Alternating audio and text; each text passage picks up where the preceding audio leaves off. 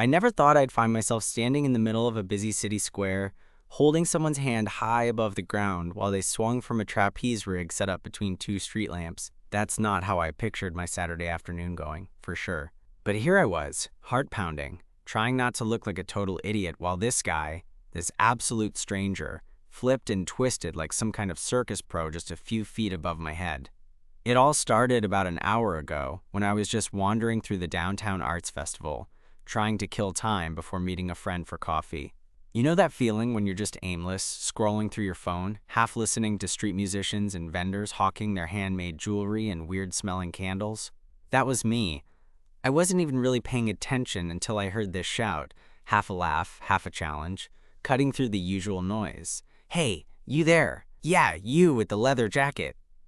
I looked up and saw him.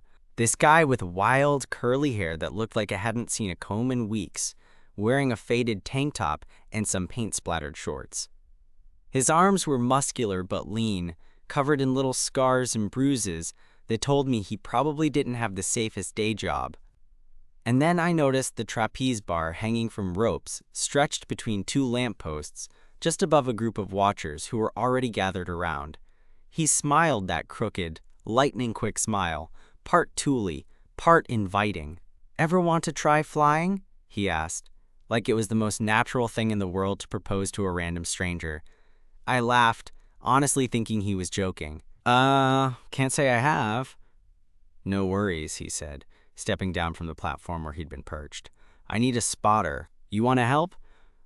Now, I don't know if it was the way he said it, or maybe just the way his eyes caught the sunlight, but something about him made me say yes before I even thought it through. That's how I found myself holding his hand as he swung out over the pavement, the city noise fading into the background, except for the occasional gasp from the crowd. I'm not exactly what you'd call athletic, more of a bookish type, the kind of guy who would rather get a coffee than try some kind of crazy stunt. But watching him up there, it was like he was born for it. Every flip, every catch, every daring release seemed effortless, even though I could feel the tension in my grip like it was pulling at my skin. When he finally swung back down and landed next to me, cheeks flushed, he looked at me with that same wild grin and said, "You're a natural spotter." I wanted to laugh, mostly because I was terrified I'd drop him or mess something up, but also because, honestly, I was a little thrilled. That's when he introduced himself. "Name's Eli, and you are?" "Jake," I said, still trying to catch my breath.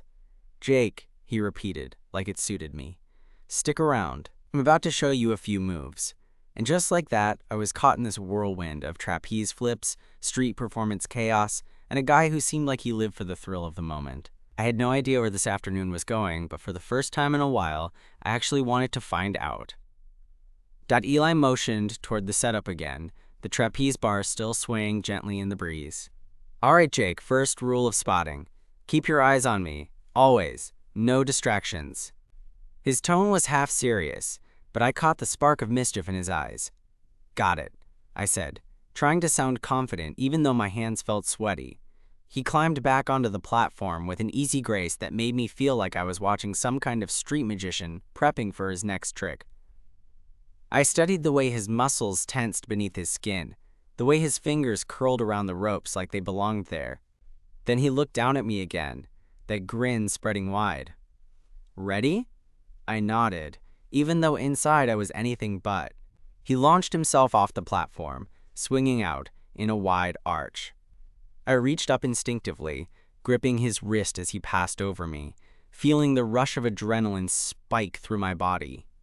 He caught the bar with one hand, then the other, and just like that he was hanging there, flipping his body upside down, his legs kicking out before he released and soared back toward the platform. I swear I could hear my own heartbeat pounding in my ears. When he landed, he laughed, a deep, genuine laugh that made his eyes crinkle at the corners, and looked at me, waiting for some praise, or at least a reaction. "Okay," I breathed. "That was insane," he shrugged, brushing hair out of his eyes. "Takes practice, a little trust too. Trust. The word hung between us like something fragile, but important. I realized I was still holding his wrist, and for a moment, I didn't let go. So, I said, trying to steer the conversation somewhere less awkward, "How did you get into this?" He glanced around as if ensuring we were alone, then sat on the edge of the platform, legs dangling. It's a long story, but basically, I grew up in a small town with a circus family. My parents were performers, trapeze artists and clowns. I tried everything, but the trapeze stuck. I pictured him as a kid, swinging through the air, fearless and wild. It made the idea of him holding my hand while flipping above the pavement feel even more surreal. "Do you do this full time?" I asked, curious now. "Mostly," he said with a shrug.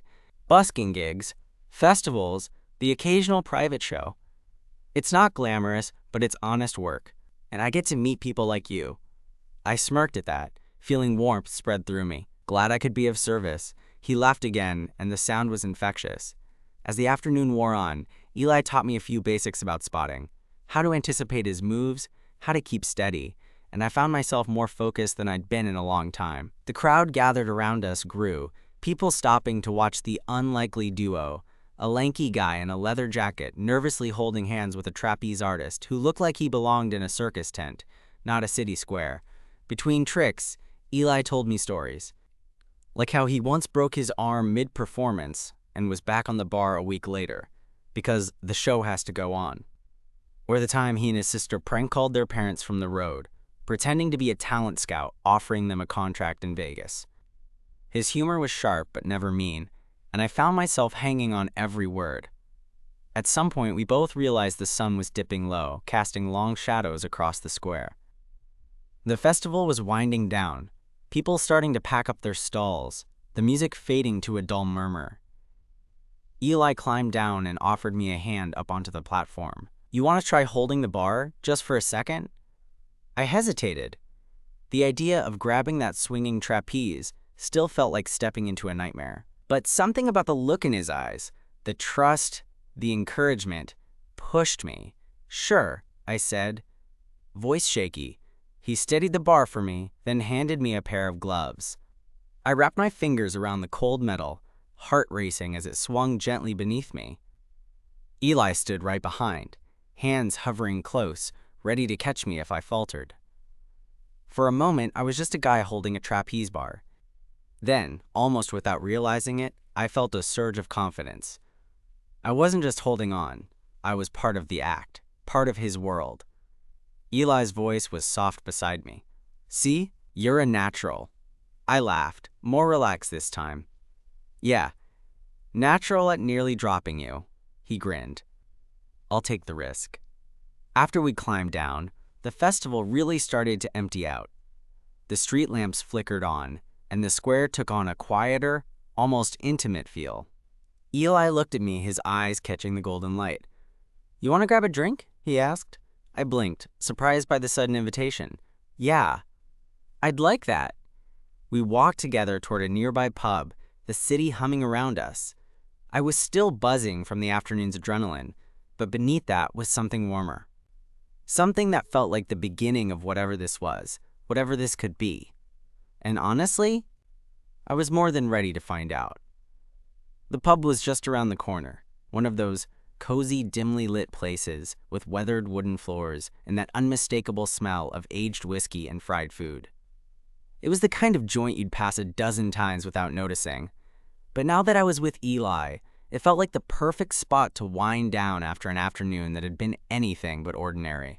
We snagged a small table near the back, away from the handful of other patrons, nursing their drinks, and the muffled sound of a dart game somewhere in the corner. Eli ordered a beer, and I went with a cider, something light to balance out the afternoon adrenaline still coursing through my veins. "So," Eli said, leaning back in his chair and stretching his arms out on the table, "what do you do when you're not helping trapeze artists not fall on their heads?"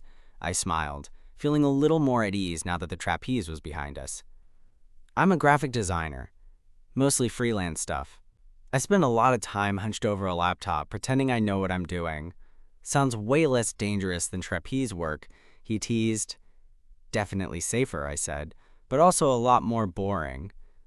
He grinned, eyes sparkling in the low light. "I bet you'd be way more fun if you tried swinging from a trapeze."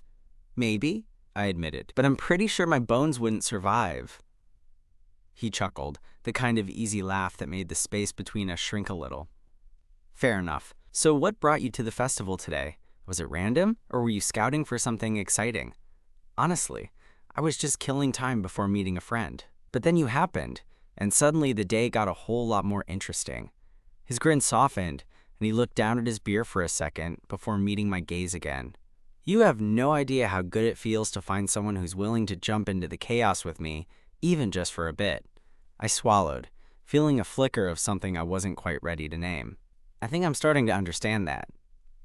We talked for a while longer, the conversation flowing between stories of city life, bad tattoos, and the kind of music that made us both lose track of time. Eli had this way of making everything sound vivid and immediate, like you were right there with him on the road, under the big top, or just hanging out in some smoky bar after a long show. At one point, he reached across the table and lightly bumped my knee with his. It was such a small gesture, but it sent a jolt through me I wasn't expecting. I caught his eyes and saw the same flicker of something. Maybe curiosity? Maybe hope? "Hey," he said quietly, "I know this might sound sudden, but do you want to come back to my place? I've got a bunch of old circus posters and weird memorabilia. It's kind of a mess, but it's home." I hesitated for a moment, the usual city caution warping my gut. But then I remembered how good it had felt to trust him on the trapeze, to laugh with him in the pub, and to just let go of the usual walls I keep up. "Yeah?" I said. "I'd like that." Walking back through the quiet streets, hand slipping into his for just a second, I realized how much I'd been craving this kind of unexpected connection. Eli's place was a small apartment above a record store, walls covered in vintage posters, strings of colored lights, and piles of books and instruments scattered everywhere. It was chaotic and warm, exactly the kind of place that matched him. He poured us each a glass of cheap red wine, and we settled into the worn couch surrounded by memories of a life lived on the edge. We talked about everything and nothing. His dreams of starting a small circus school, my secret wish to quit the freelance grind and do something more meaningful. At some point, the conversation slowed, and there was this breathless pause where we just looked at each other, the kind of silence that's loaded with all the things you don't say out loud. "I'm glad you said yes," he murmured, voice low. "Me too," I said, my own voice a little rough. He reached out, fingers brushing against mine, and I didn't pull away. Instead, I let my hand close over his, warm and steady. "Want to know a secret?" he whispered. "Always." I smiled. Eli leaned in, just close enough that I could feel his breath, and whispered, "I usually don't let people this close." That hit me in a way I wasn't expecting. There was something vulnerable beneath his devil-may-care exterior, something real and raw. And maybe that was why I was here. Because for once, I wanted to be the one standing under the trapeze, ready to catch him if he fell. Our lips met, the first time. And it wasn't perfect or rehearsed. It was honest, a little messy, but full of promise. When we finally pulled apart, Eli grinned that crooked grin again, like he just won some secret prize. "Looks like you're not just a natural spotter," he said. I laughed, heart thudding in my chest. "Yeah, well, don't get used to it. I'm a beginner." "Beginners are the most fun," he said, squeezing my hand. And as the city lights twinkled outside the window, I realized that sometimes the best kind of flying happens when you're willing to fall a little. After that first kiss, the room seemed to settle into this easy sort of quiet. Neither of us rushed to fill the space with words, and honestly, I was okay with that. There was something about just sitting there with Eli, his hands still wrapped around mine, that felt like the kind of moment you don't want to ruin by talking. Eventually, he stood up and walked over to the cluttered corner where a battered guitar leaned against a stack of old crates. "You want to hear something?" he asked, picking it up and tuning a few strings with practiced fingers. I nodded, watching him settle back onto the couch. His fingers found the chords quickly, and he started playing this soft, almost melancholic melody that caught me off guard. The song wasn't anything I'd heard before, but it fit the moment perfectly, like a soundtrack to the weird, wild day we'd just had. When he looked up at me, the gentle way his eyes searched mine made me want to say all the things I didn't know how to say out loud. Instead, I just reached out and tucked a stray curl behind his ear. He smiled, that small, genuine smile that made the weight settle a little lighter on my chest. So I said after a beat, "You play too?" He shrugged, but there was a hint of pride in his voice. "Used to busk with my sister. Music was always part of the act. These days, it's more for me. Keeps me centered." I could tell there was a lot more behind that, but I wasn't about to push. Instead, I asked, "What's the craziest thing that's happened to you out here? On the road, I mean." Eli laughed, the sound low and a little rough. "Craziest? Probably the time I had to improvise a whole act after the rig broke down right before a show. No trapeze, no safety nets, just me and a bunch of kids staring at me like I was an idiot." I raised an eyebrow. "And?" he grinned. "I juggled, mostly rocks I found on the ground. It wasn't pretty, but we all survived." I had to laugh. "That's impressively resourceful." "We're just desperate," he said with a wink. We fell into an easy rhythm after that, swapping stories about the random and ridiculous things life throws your way. At some point, the clock on the wall caught my eye, way past midnight. I wasn't even tired, though. Something about being with Eli, this stranger-turned-someone, kept me wired in the best way. He caught my gaze and said, "I don't usually do this. Like, hang out after the show, invite people over. I'm more of a work hard, disappear kind of guy." I nodded slowly. "I get that, but I'm glad you made an exception." "Me too," he said, looking a little vulnerable for a second before masking it with that grin again. I could feel the tension building between us, the kind that's a mix of excitement and nerves. When Eli shifted closer, the heat from his body reached me, and I realized I didn't want the night to end. "Jake," he said softly, "can I ask you something?" "Shoot. Would you want to come with me tomorrow? Just see what it's like, the behind-the-scenes stuff." "I've got a gig at this artsy little park on the edge of town. No crowd, just a few locals and a couple of friends. It's kind of my sanctuary." I hesitated, wondering if I was ready to dive deeper into his world. But honestly, I was curious, more curious than I'd been in a long time. "Yeah," I said finally. "I'd like that." The next morning, I woke up feeling a little like I had the flu, but in a good way, the kind of exhaustion that comes from a night well spent and a heart stretched wide open. Eli was already awake, sprawled on the couch with his phone, but the moment he saw me stir, that mischievous smile returned. "You survived," he teased. I stretched and yawned. "Barely. We grabbed breakfast at a little cafe down the street, the kind where the barista knows all the regulars by name and might throw in a free pastry if you're lucky." Over strong coffee and buttery croissants, we talked about music, art, and the little quirks that make people who they are. Eli was funny and sharp, but there was also this softness beneath it all that made me want to know more. Later, we made our way to the park he'd mentioned. It was tucked between a couple of residential blocks, a green oasis with towering trees, a small fountain, and a scattering of benches. A few other performers were setting up, fire spinners, painters, a guy tuning his violin. It had this low-key, almost secret club vibe that felt completely different from the noisy festival the day before. Eli introduced me to a handful of people, each one as vibrant and eclectic as him, and I realized I was stepping into a whole new world. He showed me the ropes, literally and figuratively, explaining how the rig worked, how safety was everything, but so was the joy of pushing limits. When it was his turn, Eli took the trapeze with that same fearless energy, flipping and soaring with effortless grace. But this time, as he swung back, he caught my eyes and gave me a little nod, like he was glad I was there, watching. After the set, we sat on a bench, the sun warm on our faces. I found myself opening up in a way I hadn't expected, about my hopes, my fears, the loneliness that had been creeping in over the past year.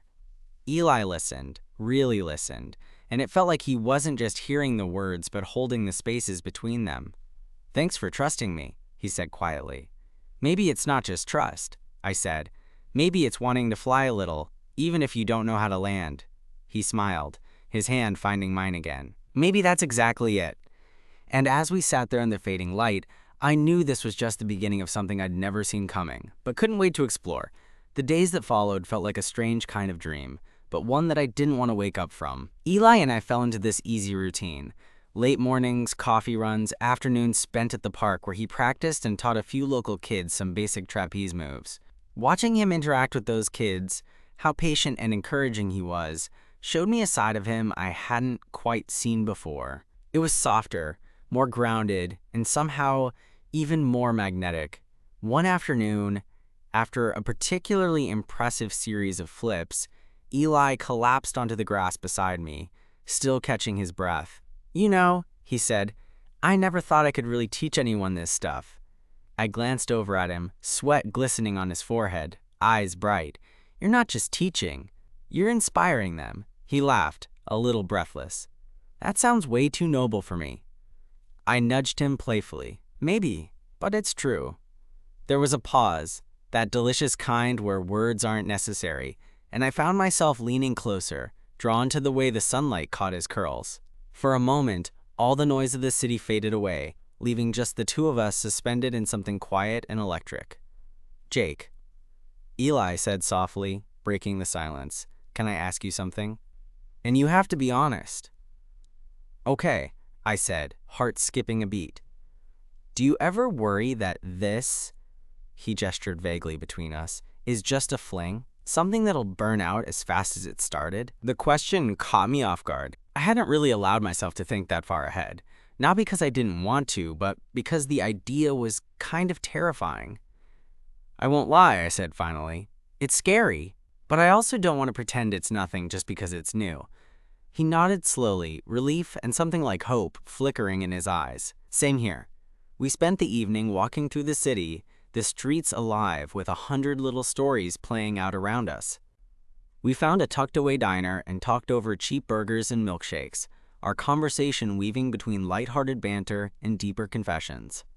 At one point, Eli told me about the circus family he'd left behind, how the pressure to perform and keep up appearances had been suffocating, and how the road was his way of carving out his own life.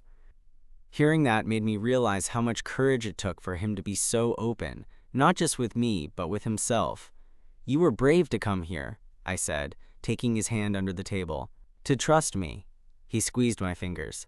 "I'm glad I did."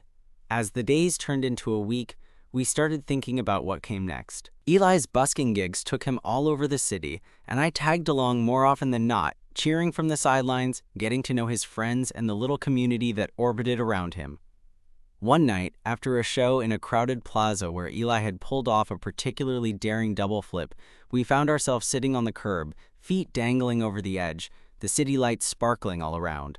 "I've been thinking," Eli said, eyes tracing the patterns in the pavement, "about what it means to have a home." I looked at him, curious. For a long time, I thought it was just the place, but maybe home is something else. Maybe it's the moments you share with someone who gets you, even if everything else is crazy. I felt my chest tighten, the words hitting something deep and unexpected. "I think I'm starting to believe that too." He turned to me, that crooked grin lighting up his face. "So what do you say? Want to be my home for a while?" The question hung between us, real and raw, and without hesitation, I leaned in, brushing my lips against his. "Yeah," I whispered, "I want that." From that moment, everything felt different. We weren't just two people who'd met by chance anymore. We were a team, figuring out how to navigate the messy, beautiful chaos of life and love together. There were challenges, of course. Days when the uncertainty gnawed at us, or when Eli's unpredictable schedule made plans impossible. But we faced those moments head on, with honesty and a willingness to bend without breaking. One evening, Eli surprised me with a small picnic in the park, the same one where we'd first really connected. Lanterns hung from the trees, casting a soft glow as we sat on a blanket, sharing stories and stolen kisses. "I've never done anything like this before," he admitted, his voice low. "Neither have I," said, smiling. He took my hand in both of his, eyes serious. "But I want to keep doing it with you." I squeezed his hand back, feeling a surge of something I hadn't known I was missing until now. "Count me in," I said.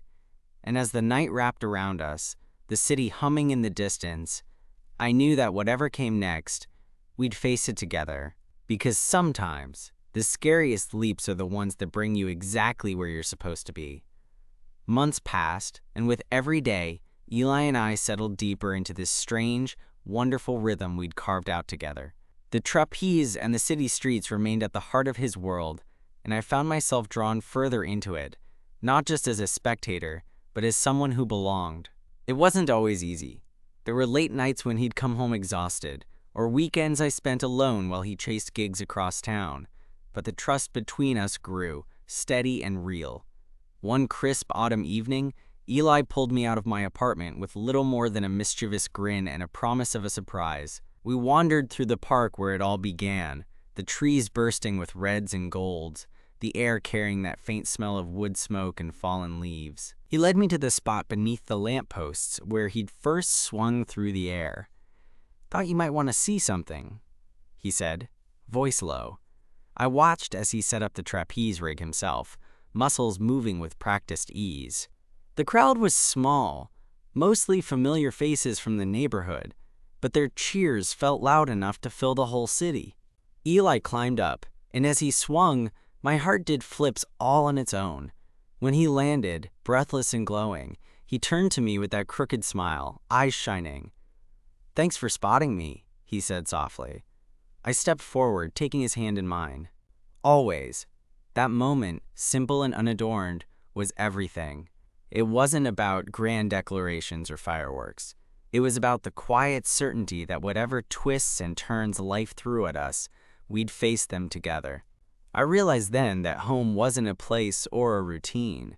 It was this, the feeling of being seen and held, even while flying. As we walked away from the park, fingers intertwined, Eli squeezed my hand gently and said, "Ready for whatever comes next?"